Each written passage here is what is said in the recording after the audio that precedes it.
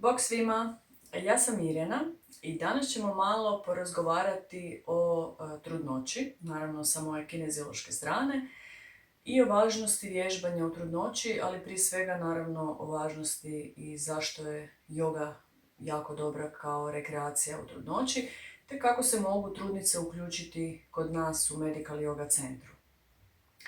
Pa evo, jedan mali uvod samo u trudnoći prije nego navedemo važnost joge. Dakle, trudnoća se dijeli na 40 tjedana i nerijetko se novopečene trudnice iznenade takvom računanju, jer svi uvijek spominjemo kako traje 9 mjeseci, no zapravo 40 tjedana je način na koji ginekolozi računaju i koji je naravno točniji i traje zapravo duže nego 9 lunarnih mjeseci o kojima svi pričamo. Prvo tromjesečje koje traje otprilike do 13. tjedna period je koji je najintenzivniji za razvoj djeteta i taj razvoj djeteta i taj intenzitet itekako osjeti i svaka majka. Naime, tu je prisutno nerijetko jako puno umora, prisutna je mučnina, anksioznost, razdražljivost, i ono što je možda nažalost tužno, ali je tako, je to da se u tom periodu najviše spontanih pobačaja i dogodi, dakle u tom prvom tromjesečju. Iz tog razloga je i to period kada trudnice ne bi trebale kretati sa nekom novom aktivnošću, budući da svaka nova rekreacija ili nova aktivnost ipak zahtjeva određenu razinu intelektualne ili motoričke angažiranosti. Stoga ne bi bilo dakle, zgodno da se sad starta sa nečim ukoliko je vama se događa bujica nekih novih promjena koje možete jedva izdržati. Priroda se itekako dobro pobrinula općenito za naš život, tako da samo treba pratiti signale koje šalje, ali u trudnoći te signale bi možda trebalo još i bolje pratiti i osluškivati, jer evo upravo umor je jedan od dobrih poruka prirode da se uspori, da se smirimo, da pustimo da taj prvi period zapravo prođe kako bismo mogli nastaviti na neki način normalno dalje sa životom. Kada uđemo u drugo tromjesečje koje starta negdje sa 14. tjednom pa sve tamo do 27.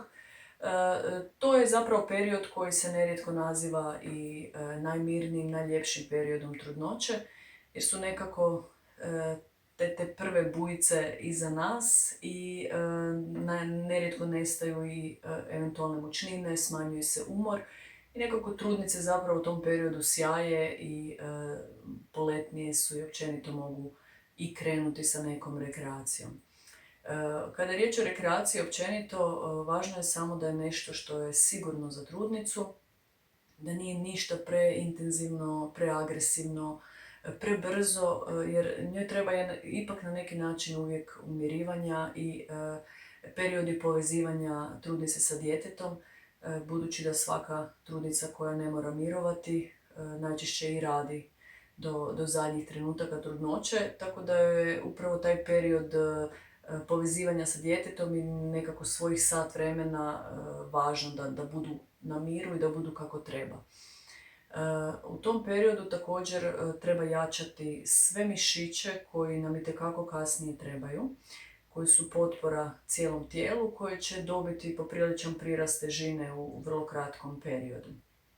Kada trudnica uđe u treće tromjesečje, to je otprilike sa 28. tjednom pa sve do poroda, trbuh je već ovdje itekako vidljiv, prirast težine naravno je prisutan i sada će ići još i brže, budući da se dijete u tim zadnjim tjednima najviše zapravo i deblja, nekako je razvoj već pri kraju i dijete dobiva na masi, pa samim time i majka dosta brzo povećava tjelesnu težinu, što je itekako veliko opterećenje i na mišiće i na zglobove i na cijelo tijelo. Stoga su nježne vježbe sa puno pokreta, puno fluidnosti poželjne i naravno sve vježbe koje ne narušavaju i onako narušenu ravnotežu zbog povećanja tjelesne težine, zbog povećanja trbuha i nižeg tlaka koji inače prati cijelu trudnoću. Prenatal yoga je vjerojatno i općenito yoga, laganiji tip naravno joge, jedan je od najpoželjnijih i najsigurnijih oblika rekreacije.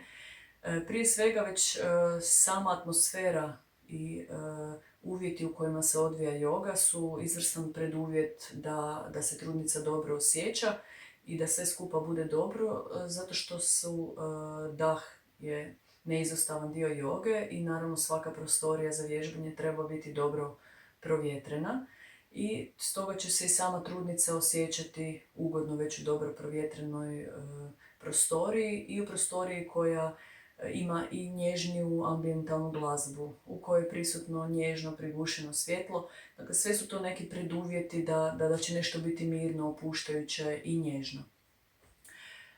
Vježbanje joge itekako pomaže u jačanju onih mišića koji su potpora cijelom tijelu i mišića koji su nam itekako potrebni kasnije da bi cijelu tu težinu i trudnicu držali. Ravnoteža koja je narušena već samim vježbanjem i ojačavanjem muskulature može biti ipak nekako bolja i održavanija, tako da je to vježbanje isto tako bitno da bi dakle, trudnica bila što stabilnija. Vježbanje nam može i ublažiti bolove u leđima, u vratu, u ramenima, pa samim time i eliminirati neke od glavobolja. I isto tako samo vježbanje poboljšava kvalitetu sna, jer je nesanica također jedan od čestih pojava u kasnijim stadijima trudnoće i zapravo isto poruka prirode da se trudnica pripremi na nespavanje koje će itekako biti prisutno ne samo u prvim mjesecima bebinog života, već vjerojatno negdje do 3. godine. Razina stresa je također ponovno sve veća nekako sa približavanjem datuma poroda, tako da je to jedan od elemenata na kojem u jogi itekako radimo. Znači, sam način, sama atmosfera rada je umirujuća i osobe se osjećaju i sigurnije i mirnije i to povezivanje sa djetetom je potrebno i moguće ga je ostvariti upravo u takvim nježnim opuštajućim uvjetima. Cirkulacija je nešto što je također vrlo važno kod trudnica, budući da je već sami volumen krvi povećan za nekih 40%, bitno je da su svi pokreti tečni, da se trudnica giba, da nema puno zadržavanja pozicija, jer osim što je narušena ravnoteža, trudnici treba pokret kako bi se i umanjili grčevi i kako bi ta cirkulacija bila konstantna. Nadalje, probava, dakle isto jedan od glavnih problema koje nosi trudnoća, dakle zatvor, hemeroidi i općenito usporena probava također se može eliminirati sa vježbanjem. Sama joga je inače preporučiva za osobe koje imaju problema sa konstipacijom ili bilo kakvim vidom probave, tako da je joga u trudnoći itekako poželjna i može eliminirati i žgaravicu i usporenu probavu i općenito trudnici olakšati te trenutke pred porod.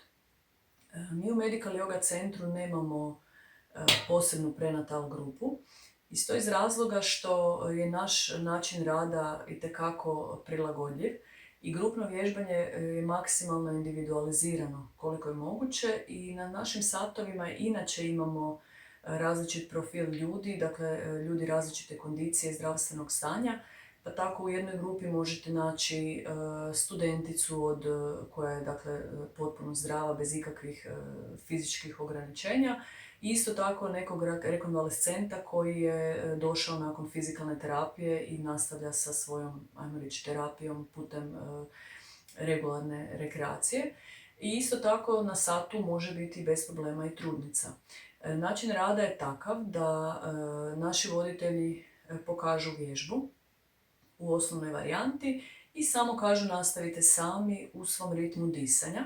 To se naravno odnosi na ljude koji mogu bez ikakvih tjelesnih oštećenja nastaviti tu vježbu, dok kada je riječ o tom nekom rekonvalescentu ili trudnici, tada se daje zamjenska vježba I za to voditelj ima jako puno vremena, budući da se svaka vježba radi otprilike nekih 4 minute, što daje dovoljno vremena da svaka grupacija ljudi dobi odgovarajuću varijantu i da svatko kad krene izvoditi svoju varijantu ima dovoljno vremena da odgovarajući broj ponavljanja tu vježbu i napravi kako bi naravno vježba imala učinka.